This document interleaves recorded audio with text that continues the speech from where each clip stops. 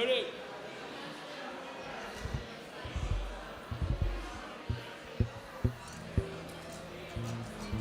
Let's do it.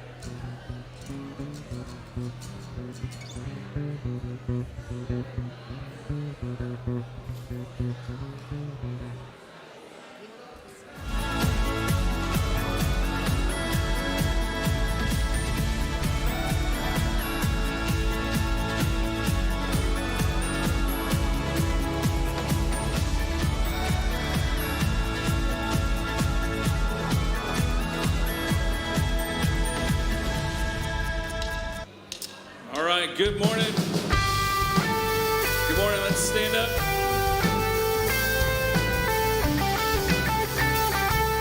Glad you guys are with us today. We're going to start off with one that you definitely know. Let's get those voices nice and loud today. Let's sing it together. It's coming on the clouds, kings and kingdoms will bow down.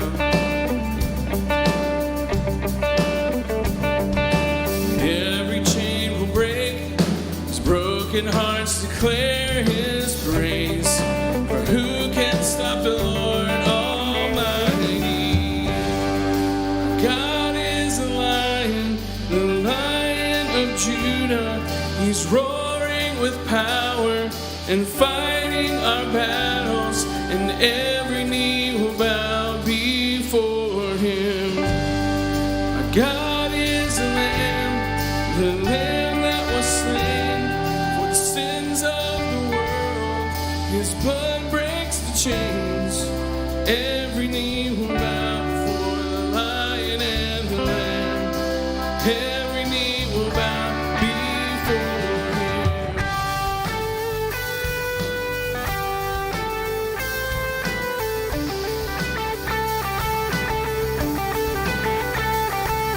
So open up the gates, make way before the King of Kings. The God who comes to save is here to set the captives free. For who can stop it? Stop it all by God is the Lion of Judah. He's roaring with power and fighting our battles.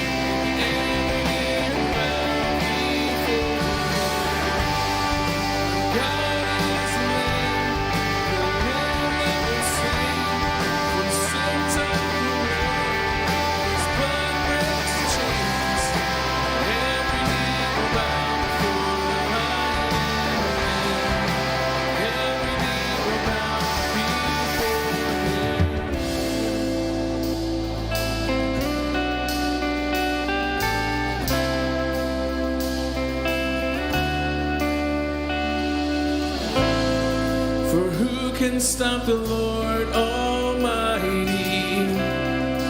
Who can stop the Lord Almighty? Who can stop the Lord Almighty? Who can stop the Lord? Let's keep singing that. Who can stop the Lord Almighty? Who can stop the Lord Almighty? Stop the Lord Almighty. So who can stop the Lord? All right, let's get those voices going nice and loud. Here we go. Our God is the Lion of Judah. He's roaring with power and fighting our battles, and every knee will bow before him.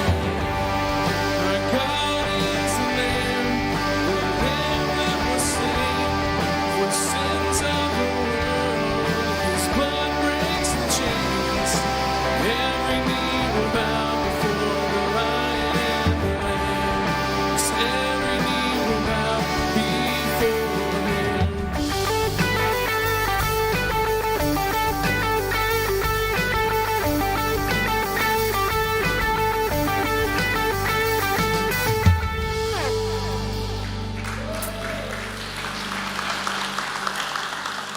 That's right. Great way to start this morning with such truth, that God is that tender warrior, and he's also that gentle shepherd and the lamb slain for all of us. And so glad that you're here with us this morning, those watching by live stream, those in the room, as we enter into another Sunday of Lent. And so this song really, this next one, we haven't done it a whole lot, but it's been a couple years, but it sums up a lot of things really beautifully. And so Matt's going to lead us forward in that. Here we go.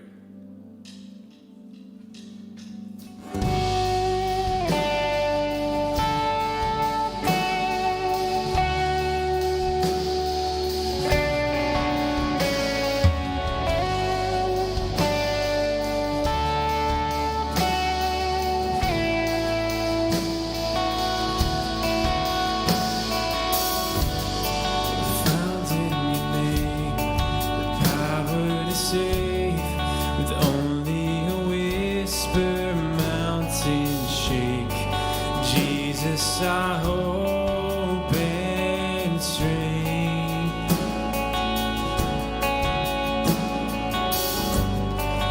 You made a way, unlocked these chains. Here in your presence, strongholds break, freed by the love you gave. Sing this out. We give you the praise. You deserve it all. You deserve it all. We give you the highest praise. You deserve it all. You deserve it all.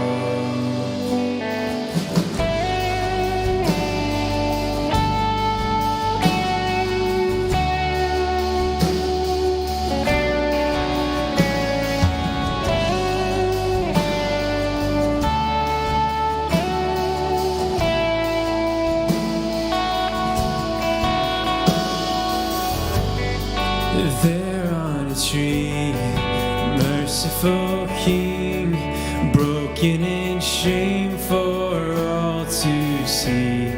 The Father laid down his Son. Here we go, from darkness. From darkness to light, death lost to life. Heaven and earth will join and sing. Jesus has overcome. We give you the highest praise. You deserve it all. You deserve it all. We give you the highest praise. You deserve it all. You deserve it. Say that again. We give you the highest praise. You deserve it all. You deserve it all. We give you the highest praise. You deserve it all. You deserve it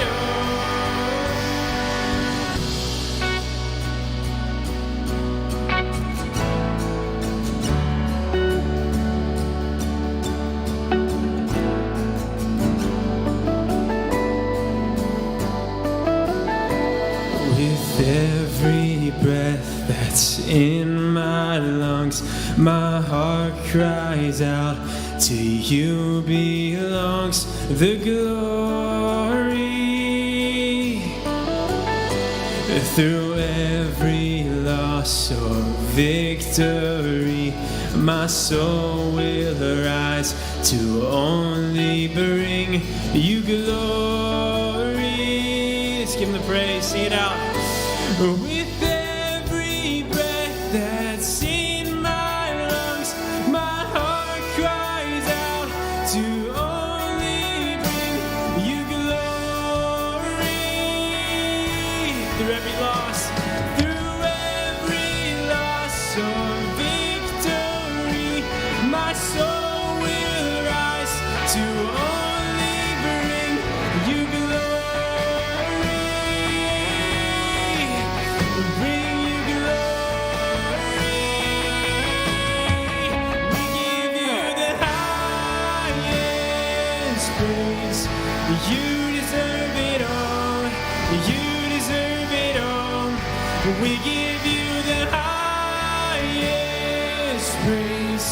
You deserve it all.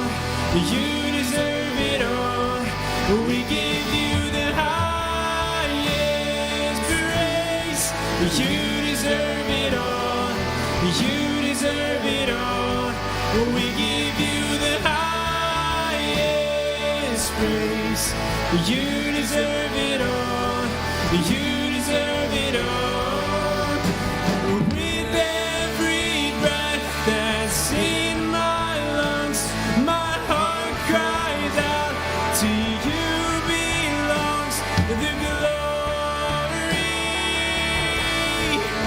To bring you glory. And through every loss or victory, my soul will rise to only bring you glory. Bring you glory. We give you the highest praise. You deserve it all. You deserve it all. We give you the highest praise. You deserve it all. You deserve. Keep singing. We give you the highest praise. You deserve it all. You deserve it all. We give you the highest praise. You deserve it all. You deserve it all. God, as we sing those lyrics out, I pray that we would truly give you the highest praise, Lord, whatever that means for each of us, God, as we come here, that we could just humble ourselves, Lord, and just give it all to you. As we sing those lyrics, with every breath that's in our lungs, Lord, with everything that we have, that we just give it to you. I pray that as we are here today, that we just hear what you have to say to us, that you would speak through Josh. Just help us to listen with just open ears and with open hearts, God. Just have your way in this place and every day, Lord. You know I pray. Amen.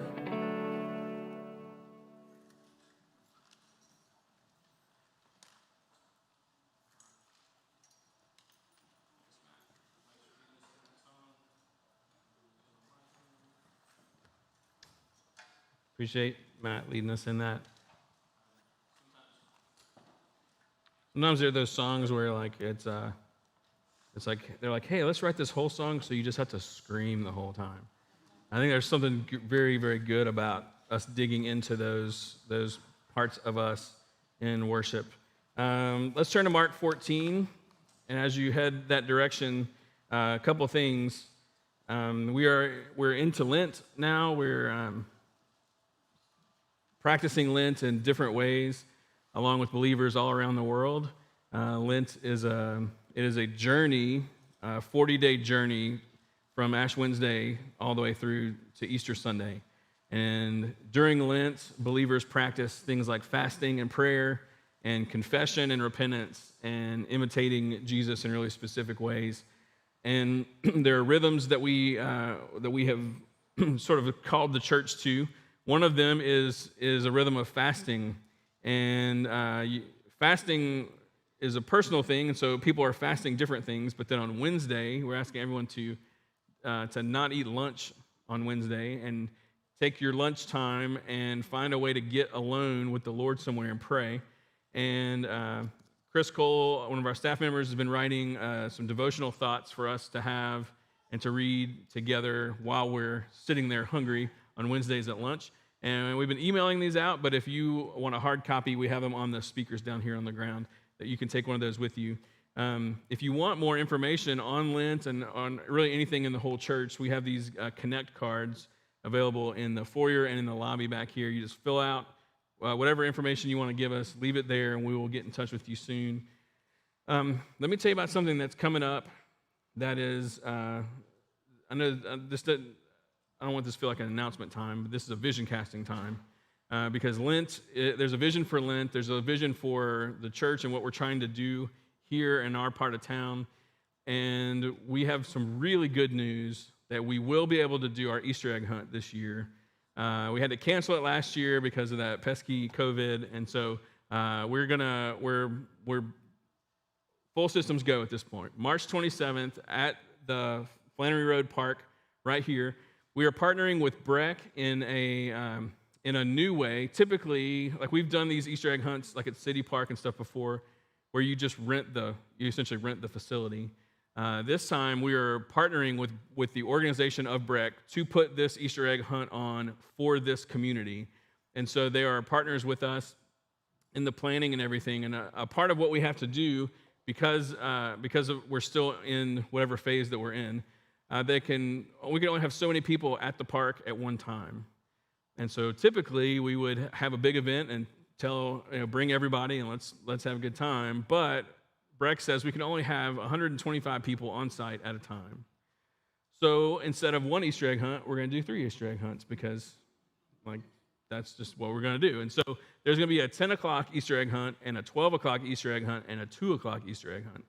And Breck, they're doing these kinds of big Easter egg hunts at some of the other parks. And so what they do is they do a pre-registration thing so they can know how many people are coming, and so that they can cap the number of folks that are on site.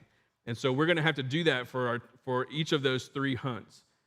And so they've said there can be 125 people there, and so we are splitting up how many of those are volunteers that it takes to pull off the event, how many of those need to be Living Hope people, and how many of those need to be folks from the general community. And so we're trying to have it evenly distributed so that at each hunt, there's enough volunteers to actually make the thing happen. There's Living Hope families, and there's families from the community at each of those slots. And so later this week, we're going to open up registration for that. And basically, there's 2 ways to participate in the day of event. You can be a participant in the Easter egg hunt, okay? And so if you have little kids, you would register for 10 o'clock or 12 o'clock or 2 o'clock, and it's 1 spot per person. And so those will fill up, pretty fast. So we'll have to spread out evenly as best we can among the 3 groups. So you can show up as a participant at the Easter egg hunt and enjoy everything. You can also be involved as a volunteer. So we'll have probably 25 volunteers at each of those 3, at each of the hunts, helping with the actual hunting of the eggs, and then there'll be some rec stuff afterwards and some kids' activities, and just people just being hospitable in general. And so those are really the 2 ways to be involved, as a participant in the Easter egg hunt or as a volunteer. You can participate in one shift and serve in another shift, or you can split it up however you want to do that. We'll also have ways to be involved before the day of, because we need to stuff about 7,000 eggs, we're guessing, and so I needed some help with that, obviously. 7,000 eggs, and we're doing it's been dubbed a swag bag, and it's like a little bag that'll have some prepackaged treats and stuff in there, as well as information about our church, Camp Living Hope, the things that Breck is going to be offering in the spring, and we're going to talk to local businesses to see if they want to put in flyers or coupons or anything like that. And so it'll kind of be like a little bag that's like, hey, this part of town, here's all the stuff that's happening here, plus some goodies, because we're not going to be able to do like food at the event because of COVID. So I know that's a lot of details and stuff, but here's what you need to walk away from. One, you need to be thinking about how can you best participate so that when the signups go up, you can do that really quickly, because we cannot wait till the last minute to sign up for this one. And to understand that God has answered our prayers. Like during the 30 days of prayer, we prayed for connections in this community. We prayed for Twin Oaks Elementary. We prayed for things happening here. And this event will pull all of those things together. The elementary school will be invited. The apartment complex over here will be invited. The businesses will be invited. Breck and us, like it's all coming together in this one event. So the things we've been asking God to do, He is doing it. And after a year of having to put things on hold, I feel like there's all this pent up aggression in a good way that's like ready to do this thing finally. So even though it isn't our ideal, for this year to be able to do it at all is really a gift from the Lord. And so please be considering that and ready for that. And when you see those signups go out, don't wait. and we're gonna because it's gonna be advertised at the school really soon and all that stuff, and we just have a month, and so but just wanted to like kind of put that out there so now everyone knows the plan. So when you see sign up and it's like 3 slots, what's that all about? Now you kind of know what's going on there. So very grateful to the Lord for paving the way, and we really believe that this event is going to open up significant doors with the school and the apartments and the park and the businesses. Like this is kind of the gateway we've been waiting for. And just really believe that God's going to bless it. And then Camp Living Hope will be the second week of June, and that'll be another opportunity to invite from the same groups of people that'll be in that swag bag, and we'll start signups for that really soon too. Camp Living Hope it's our version of VBS, but we treat it more like camp. If you've ever gone to kids camp or something like that. And so you'll be hearing more about that. So, all right. So it's Lent, and we're practicing Lent in all these ways. God is opening up these doors for an Easter egg hunt that can lead people to the gospel, which is phenomenal, right? And what we're doing on Sundays, we're going slowly through Mark for a couple years, and today we get to see what Jesus does as his last thing before he is betrayed and arrested, and like all those things set into really quick motion, okay? So here we are, Mark 14. Let's start in verse 32. They went to a place called Gethsemane, and he said to his disciples, "Sit here while I pray." And he took with him Peter and James and John and began to be greatly distressed and troubled. He said to them, "My soul is very sorrowful, even to death. Remain here and watch." Going a little farther, he fell on the ground and prayed that if it were possible, the hour might pass from him. And he said, "Abba, Father, all things are possible for you. Remove this cup from me. Yet not what I will, but what you will."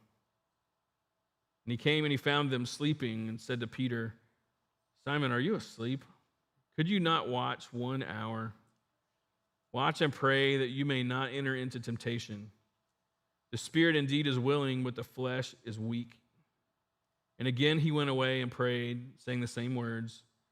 And again he came and found them sleeping, for their eyes were very heavy, and they did not know what to answer him. And he came the third time and said to them, "Are you still sleeping, taking your rest? It is enough. The hour has come. The Son of Man is betrayed into the hands of sinners. Rise, let us be going. See, my betrayer is at hand." Last thing Jesus does is find time once again to be with the Father in prayer. And the next couple of weeks we'll certainly have intensity to them as far as the sermons go, talking about the arrest and crucifixion and everything of Christ as we get closer and closer to Easter. Last week was pretty dense as far as the Peter's denial and us like processing our own sin. Today is a little lighter and I think even like quite practical, because Lent, like the Bible verse that like hangs over the season of Lent is the call to discipleship. If anyone wants to come after me, meaning if anyone wants to be like me, let him deny himself, take up his cross daily, and follow me. And when he says follow me, he's essentially saying, literally watch what I do and imitate me. Like do the things that I do. And so if we're going to take that call seriously, and we're going to look at Jesus and say, well, Jesus did this, so I'm going to do this, then what a beautiful way to look at this time in the Garden of Gethsemane as an opportunity for us to learn how to pray from the best prayer ever, right? Like no one prays like Jesus. No one has that relationship and that connection better than Jesus, and he offers us the same thing through imitation. So I'm going to give you six observations of ways that we can imitate Christ in our prayer life that we see here in Gethsemane. They conveniently all shook out into like 3-word things. And so if you're a note taker, 6 points, they all kind of have 3 words there. You're welcome. First one, include your people. If you want to imitate Jesus and what we see here, include your people, right? So look at verse 32. They went to a place called Gethsemane. He said to his disciples, sit here while I pray, right? So that's seemingly it's the 12. And then it says, next verse, he took with him Peter and James and John, he's closest to them out of the 12, and began to be greatly distressed and troubled. So he brings his disciples. He specifically names those 3 that he's counting on. Now, we certainly see Jesus praying alone throughout his ministry. Times when he would get up early in the morning and go off by himself to pray. Lent is a 40-day journey that's modeled after his 40 days of praying and fasting in the wilderness. He was alone there. And so it's not saying that you always have to pray with other people, but Jesus is distressed. Like this is a dark time for him. And he could have said, after the Passover meal, they could have sung the hymn, and he'd be like, all right, guys, you hang here, because y'all all look too sleepy. I'm going to go pray. It could have been one of those times where he went alone. But this was a time when he said, no, like, come with me. Actually, sit with me in this. Just be with me. He doesn't even ask them to pray necessarily. But he includes his people in his distress, in his time of prayer. And I believe that is a significant thing for us. And while there are times to pray alone, in a time of distress, Jesus included his community. And I believe that signals to us to do the same thing. There's that story where in Exodus 17, where the nation of Israel is fighting, and Moses is there, and he has the staff of God, and he's holding it up. And as long as he holds it up, they're winning the battle. And if he lowers his arms because he's tired, they start to lose the battle. And so his buddies come over, and they put a rock behind him that he can kind of sit on, and they each hold up an arm because he just couldn't do it, And in a very, very similar way, that's what's happening here. Jesus is in a dark place. He's like, just come sit with me. I don't need to do this by myself. Hold my arms up, And so for us, if we want to imitate him, we need to have our wits about us enough to know that going into dark places in prayer does not have to happen alone, and probably should not happen alone. Isn't that part of why Peter wound up denying Christ? Probably is that they scattered out, and there was no one around him that was a part of his crew. I mean, doesn't that make it so much easier to fall into temptation when you're alone? And so Jesus models something here for us. So whether it's your closest friends who are believers, your family members who are believers, your community group, the pastors here at the church, don't feel like you have to go into a distressful, sorrowful, dark time of prayer by yourself. Also, you can go to a fantastically victorious and joyful time and include people too. It's not only the bad stuff. We just see Jesus here in a tough place, modeling something. So including people in this, it's how God made us. We weren't made to live on an island. We weren't made to be disconnected. He did not create us to live life this way. And this is one of the beautiful ways we get to walk in community with one another. Second thing, practice self-awareness. Practice self-awareness. Look at 33. He took with him Peter and James and John and began to be greatly distressed and troubled. He said to them, "My soul is very sorrowful, even to death. Remain here and watch." And going a little farther, he fell on the ground and he prayed. Okay?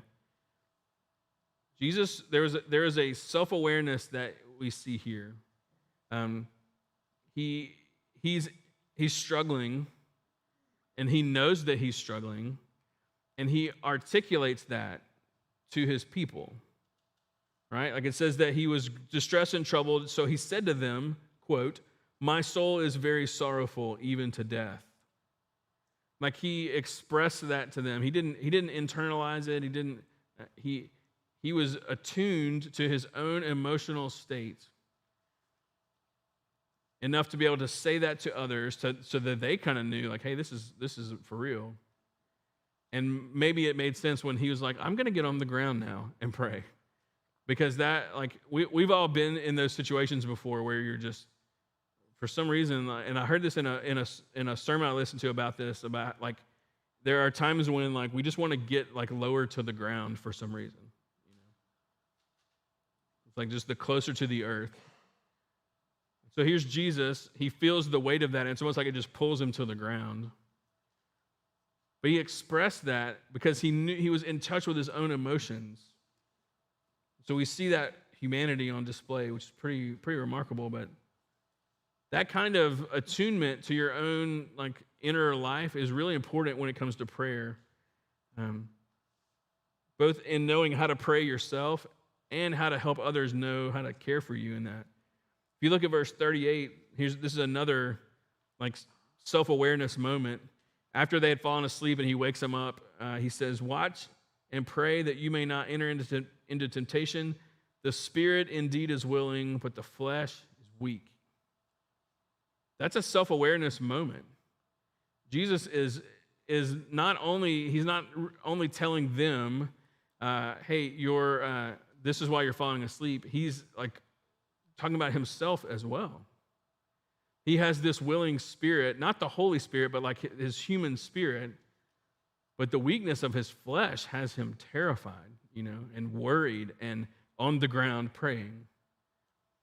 And so he's in tune with himself, and he's communicating to them, hey guys, this is a reality of the human condition. Like, this is a shared experience for all of us.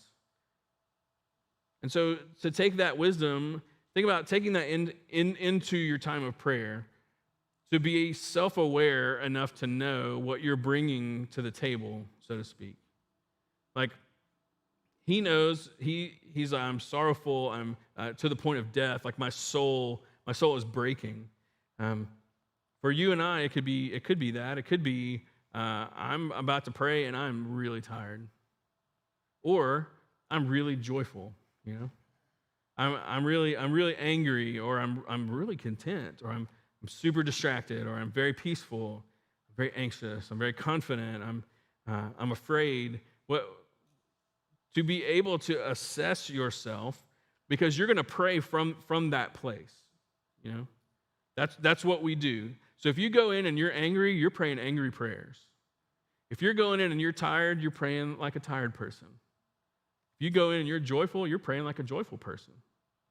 And so to be self-aware is something that Jesus models for us, and I think we can all see the wisdom in that. Not only knowing, like, what's going on, but even why. To know this is how I'm feeling because I've been in the Word, because I've been in prayer, or because I've been disconnected from community. I haven't been actively abiding. I haven't been guarding what I'm watching, what I'm listening to. I've been out of community, or I've been in community. And so to have that self-awareness that Jesus has. That's a part of, I believe, from this text. I believe that's a part of why he was like, you guys need to come with me. Like, I'm not in a great place. And so it's that mixture of self-awareness and bringing others along to hold your arms up that we see Jesus doing here, that I believe we grab onto that. That's important for us.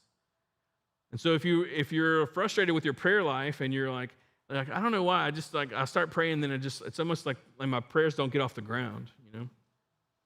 It could be because you might need to do what Jesus does, is articulate, maybe to others, maybe just to him, or to yourself, kind of like where your emotional state is. Here's a description of me coming to the table. It's very informative, and you know that from there you're going to pray. So, include your people, practice self-awareness. Here's the third one that we see here. Address God properly. And I don't really like the wording of that one, but I've gone with it. Address God properly. And I don't mean the specific words or anything like that. I'm more talking about addressing him like in the sense of getting the order of your heart and your mind, like the relational order of prayer being very important. Here's what I mean. Look at verse 36. So Jesus is on the ground. He starts to pray. He says, Abba, Father, all things are possible for you. That's the first part of his prayer. Abba, Father, all things are possible for you. Abba is a term of endearment that was used whenever you were speaking directly to your father. You know, like your father, some people will call their father when talking to him, which I think is like not normal as a Southern kid. If you're talking to your father, you would call him like dad or daddy or whatever your term of affection is, right?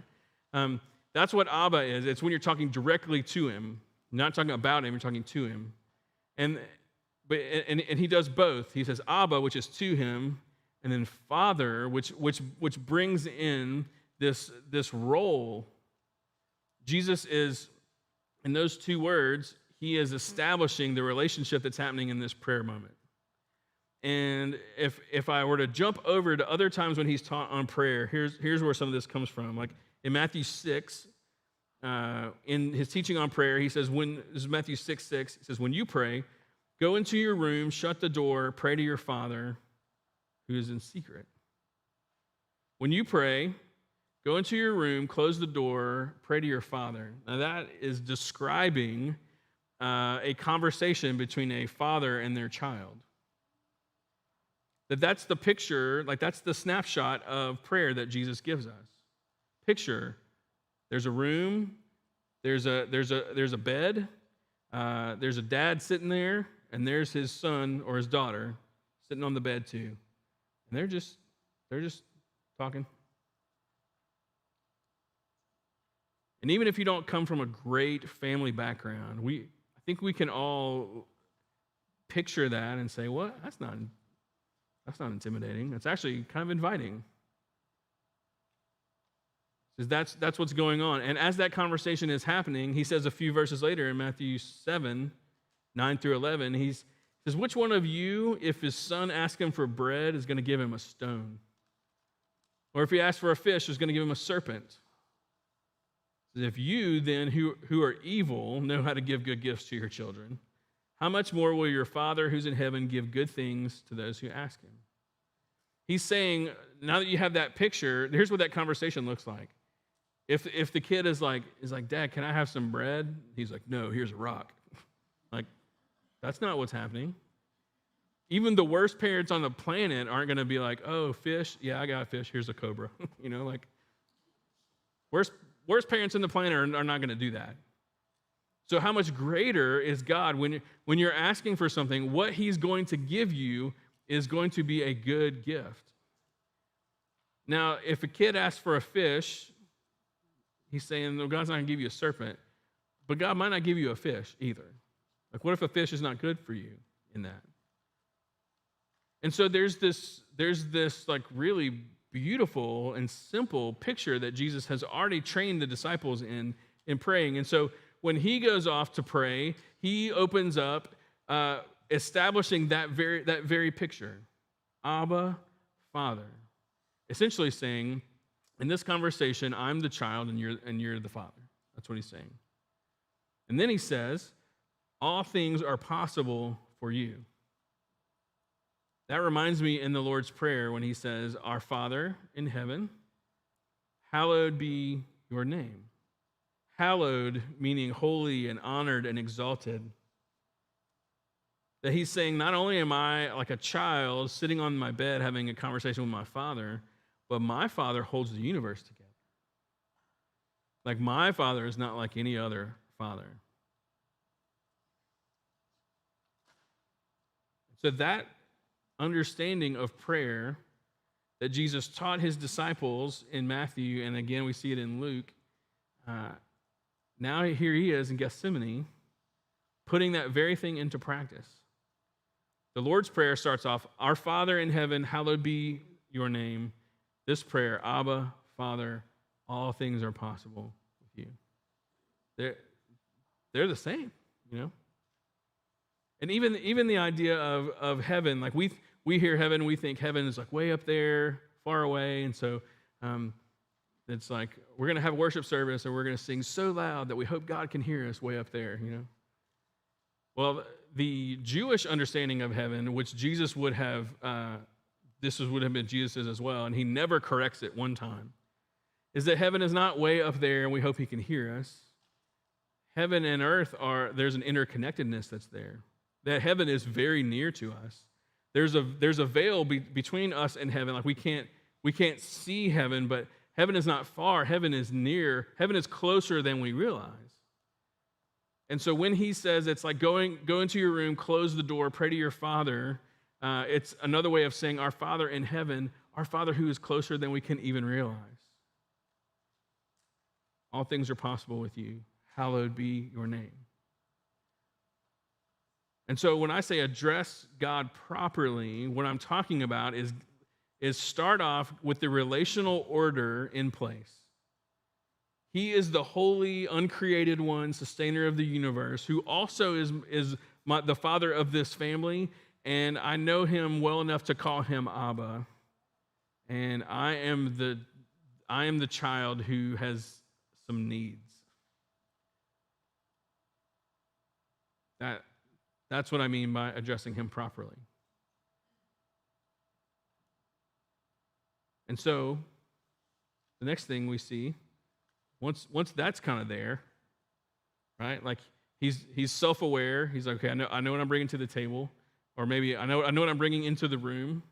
I know who God is. I know where He is. I know who I am. I know where I am. And the next point is speak your mind. Just speak your mind. This is what Jesus says, 35 again. Going a little farther, he fell on the ground and prayed that if it were possible, that the hour might pass from him. He said, Abba, Father, all things are possible for you. Remove this cup from me. Jesus has this moment of like beautiful, brutal, heartbreaking honesty. If there's a way, I mean, all things are possible with you. So if you can find a way for us to save all our children from destruction without me having to be crucified, I'd like to explore our options. It's not because he's scared, like in the sense that we think. I believe that the weight of the moment was just settling in for him. Because he was about to go through, yes, the most brutal form of torture that I don't know who these people are. I've read this many times over my years. They're like, oh yeah, it's like torture experts, basically like this is the worst one ever created. I'm like, who's a torture expert? How'd you even know that? But apparently the brutality of the Romans and how they crucified people and why they did it the ways that they did was just notorious and dreaded. Yes, it was physically terrible, but Jesus also was having to face the bearing of like our sin. Like to be the perfect, like to live this perfect sinless life, and then to take the sins of everybody on yourself. The spiritual weight of that, the emotional weight of that, how that would separate him from the Father for the first time. Would there be a separation within the Trinity? To have to know what it's like to sin against his Father. I mean, it was heartbreaking on every level. And so this weight is settling in, and he has this beautiful moment of honesty of like, remove this cup from me. All things are possible with you. Remove it. And I believe that is something that I believe that he is showing us something that's very important. That we can be honest with God in our prayers. Like that we can express our hopes and our desires and our wishes and our disappointments. We can tell him the things we are really, really excited about and the things that we are not excited about. We can come to him and say, I really, you're just letting me down, you know? I'm not talking about being disrespectful, okay? Like, don't be blasphemous in this. Don't take this as a license to, like, say whatever you want to God, but to be that humble child that's like, Dad, you know what I mean? I think we've all been there. And I said a couple weeks ago, we were singing the song, and it has a line in it, "You're never gonna let me down," you know, and I like. There's a part of me that's like, yeah, let's put our fists in the air and like declare He's never gonna let us down. There's another part of me that's like, but I got my list. You know, you got your list. Doesn't mean I'm right. Doesn't mean He's wrong. Just acknowledging the fact that human experience is difficult. Now, parents, not a parent, I'm just going to make an assumption here. I bet it means the world to you when your kid comes to you and just expresses whatever it is. What they want, what they're hopeful for, what they're scared of, what they're happy about. When they just look at you and like, you're who I want to tell about this. You're who I want to share this with. Isn't that what healthy relationships do? Isn't that what friendships do, marriages do? And that's what our community groups are trying to do. It's what our whole church is trying to do, is just be where we're sharing all of life, the good stuff and the difficult stuff. Because that's what relationships do. Jesus has invited us into a relationship with the Father. And so we don't have to put a governor on our prayers in that regard. And I will repeat, I'm not saying be blasphemous. But Jesus speaks His mind. And I believe that we are invited to do the same thing, to express those things to God, because that shows that we trust Him, and it shows that we understand that we're in relationship here. We're parent and child here. We're not strangers anymore. We're not hostile toward one another. This is what a family does. Here's the fifth point. The first point kind of happens on its own as far as like other people, but if you're self-aware and you're like attuned to what's going on, and you have addressed God properly, like that relational order is in place, and you've expressed, like as the child, you've expressed your honesty. The fifth point is to remain open-handed. So, look at that prayer again, 36. Abba, Father, all things are possible for you. Remove this cup from me. Then he says, yet not what I will, but what you will. The deep love and trust within the Trinity leads Jesus to include that statement as a part of his prayer. Jesus is saying, I'm the vulnerable child here. Like, I'm the deeply sorrowful child in distress who is struggling. And so I'm not the best read on the situation. You are the best read on the situation. So whatever you want to do, I'm in. I do trust you. I think that's such a hard prayer to pray. But to me, it's easier when you've done the prior steps, you know? When we've really assessed ourselves and we really know who God is and who we are, and we're realizing like we're not apples to apples here in terms of this like discussion. That I'm the child on the bed, and he's the perfect parent.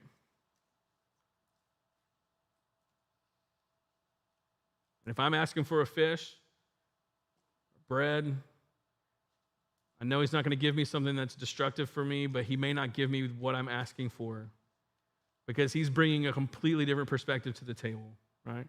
Again, parents, don't you wish your kids sometimes would be like, Dad, this is what I think and this is what I want, but you're the dad. You're the parent. You know far more than I do, so your will be done in our home. Wouldn't that be fantastic? I mean, why is it that different with God, right? Because if you've already recognized, like, I'm the one that's hurting, so thank you for letting me be honest with you. Whatever you want to do, I'm in. The thing is, prideful people can't be open-handed. Prideful people will come before God and say, this is my situation, this is my feelings, this is my will, this is my whatever, I don't care what you say. Open-handed people are saying, this is my request, but I'm not clinging tightly to it. You take it and you replace it with whatever you want to do. Leads us to the last point, to accept God's response. Just accept what he has, how he answers it. So verse 41, he came to them a third time and said, are you still sleeping, taking your rest? It's enough, the hour has come. Son of Man is betrayed into the hands of sinners. Rise, let us be going. My betrayer is at hand. Here's the arc of the prayer. Jesus says, this is what I want. Your will be done. God says, no. God told him no. Jesus says, I want a fish. God says, nope, I can give you a fish. Now he's not being mean about it. He's not saying it with a smirk on his face. I believe he's probably saying it with tears in his eyes, honestly. Like, no, we're going to go through this. This is what's best. And you'll see it. You'll see it one day. But God told Jesus no. God tells us no. It's not because we're bad. It's not because we did something wrong. It's not because we didn't ask the right way. It's not because he's withholding. It's not because he's somehow not good. He's working with a completely different set of information than we are. He's other than us. His ways are higher than our ways. And we have to go into the prayer room with that in our minds. And we have to accept his response. And so for Jesus, accepting his response looks like obedience. He wasn't like, oh no, my betrayer is coming, let's go hide. He's like, stand up. Let him come to us. Like, let it happen. God has responded. This is what is best. It's going to be awful. Now, it doesn't mean for us it's always going to be bad. I listened to another sermon. This guy was like, obedience is always terrible. It's always hard. You never want to do it. I'm like, that's not true, right? God's not going to always call you to do the worst possible thing, okay? Like obedience can be full of joy. It can be so good, but there are times when it's not going to be your favorite thing. But if we really do believe that God is who he says he is, and he's where he says he is, and his ways really are higher than ours, and that we are his sons, his daughters, who have been redeemed, and we are being redeemed, and so we're in that morphing process, and he's still sovereignly guiding the universe, and if all those things are true, then there just comes a point where we're like, well, this is what God thinks is best for me. I asked for a fish, he said no. But what he's given me is not going to be a snake, but it may not be a fish. Maybe it's, whatever it is. Run with the analogy all you want. But whatever it is, it's coming from him. And so there is this goodness, this global goodness to it. So think about those 6 things. As I said, including your people, that's not really quite as sequential, but think about the points 2 through 6 in order. Like if this were part of how we prayed, like if we got really self-aware and we came into the room and we began by addressing God properly, and we got that relational order set in our minds and in our hearts, and we were to convey speak our mind to him, but then be able to quickly follow that up and say, but it's not really even about that. That's just what I think. What is important is really what you think. And so I'm going to go, and however you want to respond, I'm ready to obey whatever that looks like. And sometimes that response will come immediately. I mean, right here, like the guys with the torches start coming, you know. Other times you might pray about something for a while before you really know. And it's that steady rhythm of like, I'm going to bring myself before the Father, and I'm going to do the things that He did. I'm going to look at the Lord's Prayer. I'm going to look at this prayer. I'm going to look at the other prayers of the Bible. I'm going to learn to do these things, and they're all structured so similarly.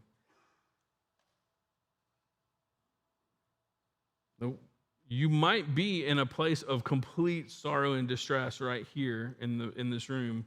Maybe people know about it. Maybe people don't know about it. You might be on the other end of the continuum. You might be like, man, I've never been better than right now. You know, God wants that entire spectrum to come into the prayer room. We don't just have to pray when we're down. You know, that prayer is an ongoing relational thing for us. And so if you maybe have been struggling with the feeling like, man, I don't really feel like my prayers get off the ground. I don't really know if there's something, well, maybe pray like Jesus prayed. Maybe imitate your rabbi and your Savior and your brother and your friend and your king and your prophet and your priest, and I'll keep going. Maybe imitating that guy in some of these ways would be helpful. You probably saw things in there too. There's more than 6 things in there. You probably saw other things like, ooh, that. But this is what discipleship is. It's invited into, we're invited into this relationship to do these very things. And so I hope this has been helpful to you, and I hope that we're all able to like directly apply some of these things. And maybe there's just a part of you that's like, I need to stew on this a little bit more about this or this and this. That's fantastic. That's a part of the beauty of having the scriptures of our own and having a relationship with God of our own and being able to do that. And so I hope this has been helpful to you. And we're gonna sing a little bit. And if you want to pray, you can do that. If you want to come down here and pray, these steps are always, there's nothing magical about these steps, but they're available to you. That sometimes it's like good to put a physical, like get up out of my chair and come kind of thing. We're gonna sing a little bit and just respond to what God may be stirring. And so I would just encourage you to steward that in these moments. Let me pray for us.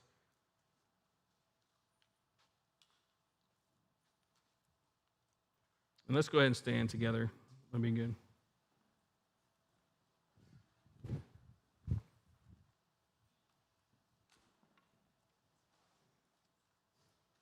Father, I'm thankful for so much this morning, and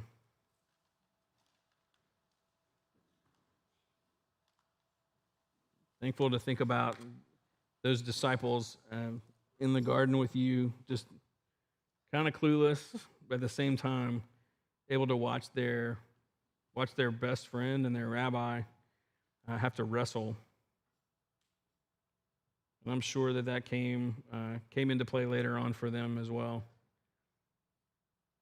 And so this morning, whether people here or people watching are in bad places or good places, it doesn't really matter. You still invite us to come and to pray and to bring these things to you. And so I pray that as we sing and just respond a little bit, that you would just continue to have your way, and that we would bring our honest requests to you, but never forgetting who you are, where you are.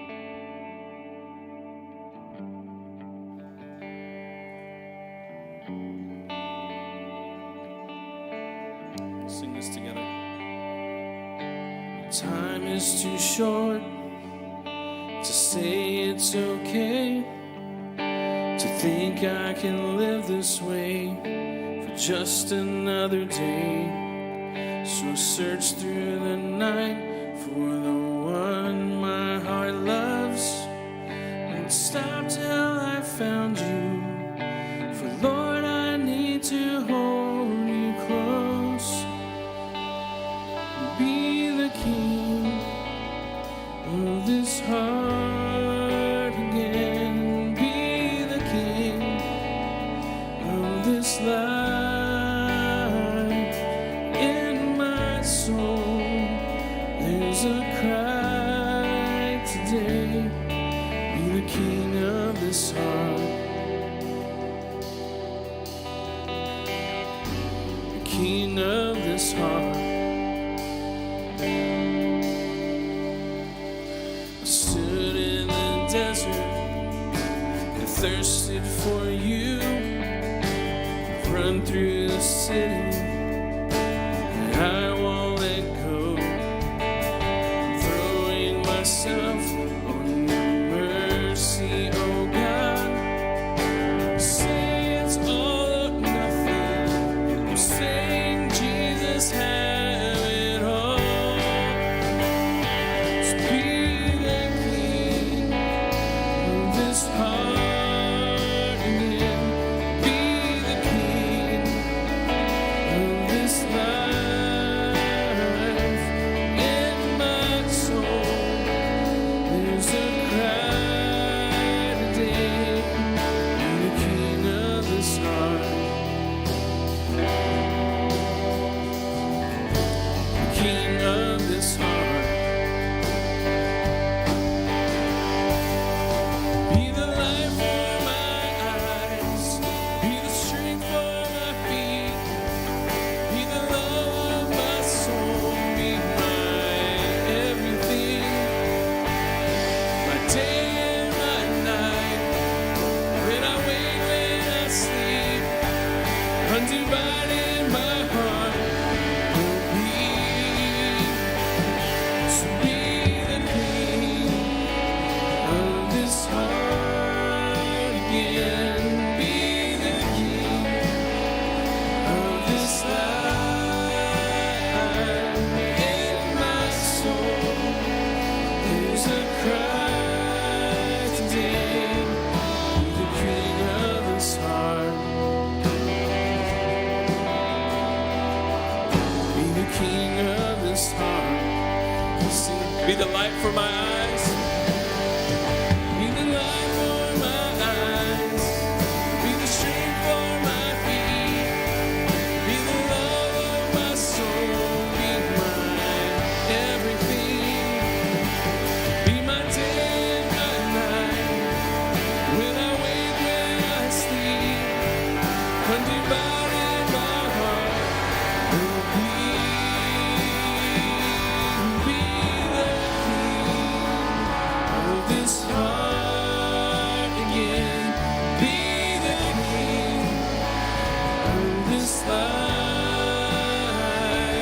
In my soul, there's a cry today. Be the king of this heart. Be the king of this heart. Be the king, be the king. So be the king of this heart. The king of this heart. Always.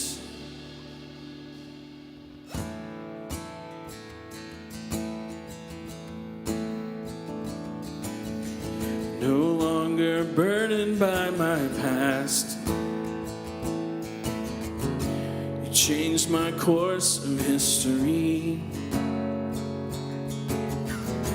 The cross set love into motion, and now I am free.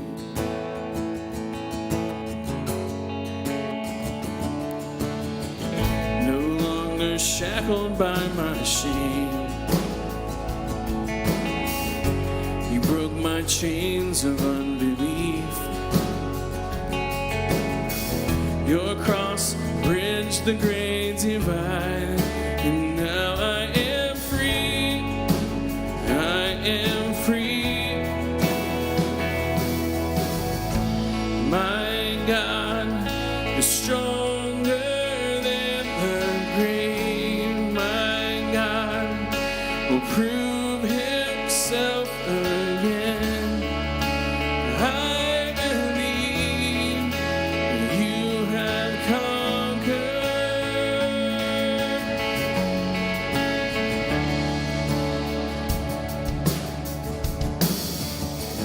No longer I, but Christ in me. The old has passed, the new has come. Your cross ended every sorrow, restored by your love, your perfect love. All right, let's sing this.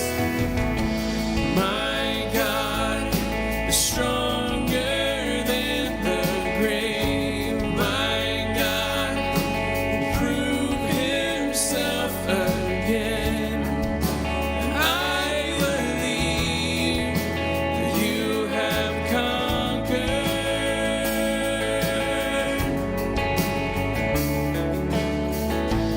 My God is greater than my fear. My God will wipe away our tears. Sing it to him. I believe this you have conquered. Yes, you have conquered.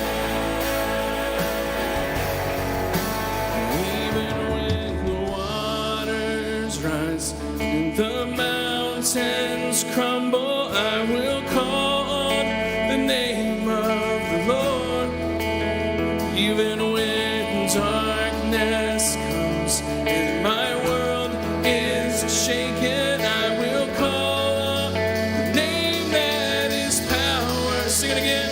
Even when the waters rise and the mountains crumble, I will call on the name of the Lord. Even when darkness comes and my world is shaken, I will call on the name that is power. All right, here we go. Sing it.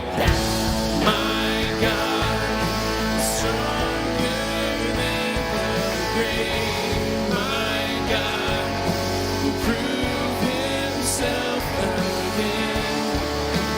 I believe that you have conquered.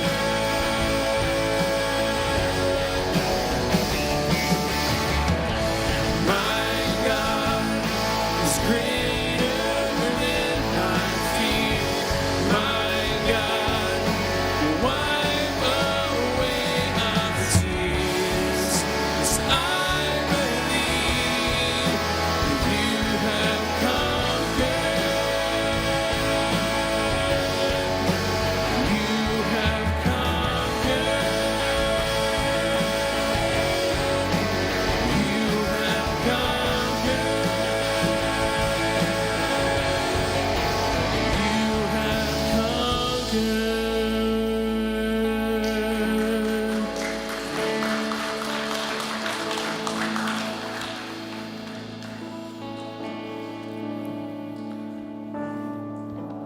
We'll sing that part about the waters rising again. And especially if this reaches into where your life is right now. Let's just sing this as a prayer. Even when the waters rise and the mountains crumble, I will call on the name of the Lord.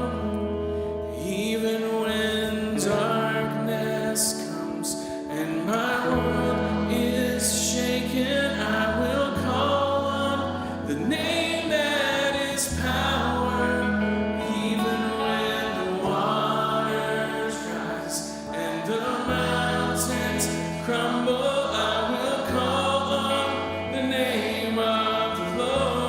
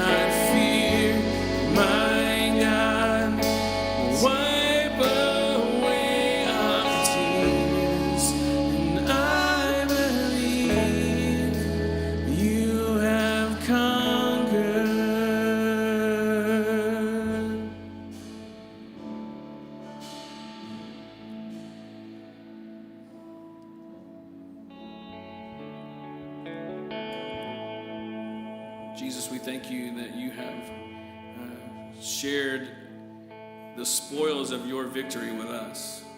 I mean, you're the conqueror, you're the victor, and you could have just kept that all for yourself, but you have shared it with your sons.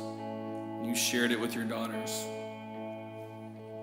I'm so grateful.